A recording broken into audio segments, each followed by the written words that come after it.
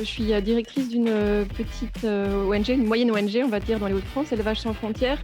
Je suis là aujourd'hui pour représenter les Scouts et Guides de France. Lana, je suis un homme transgenre et je suis membre du bureau national de la FAGE, Fédération des associations générales étudiantes.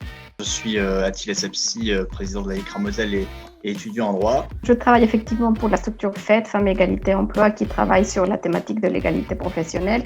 Vous pouvez formuler votre proposition. Permettre la réalisation de l'égalité de genre à travers notamment la mise en place d'amphithéâtres obligatoires dans les établissements d'enseignement supérieur, puisque l'éducation, la sensibilisation, ça doit se faire certes au primaire, mais ça doit se continuer tout au long de la vie.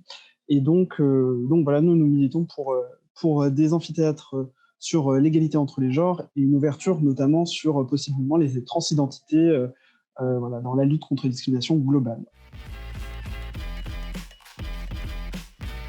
Le combat pour l'égalité femmes-hommes commence d'abord par l'éducation.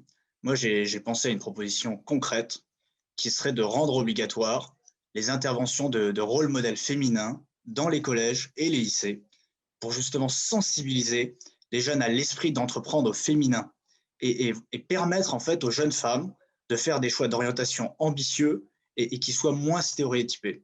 Et puis également, je pense qu'il serait aussi important de soutenir la participation des femmes dans la démocratie participative par le biais des comités de quartier et des conseils citoyens. C'est très important dans les quartiers politiques de la ville.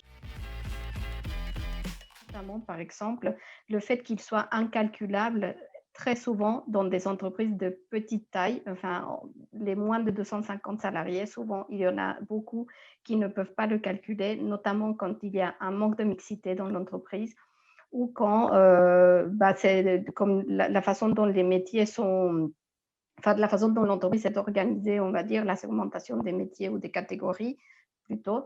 Cela peut rendre très facilement l'index incalculable. Donc, je ne sais pas s'il y aurait une façon d'améliorer ce point-là, parce que c'est dommage qu'il y ait autant d'entreprises qui ne puissent pas le calculer et pas le publier.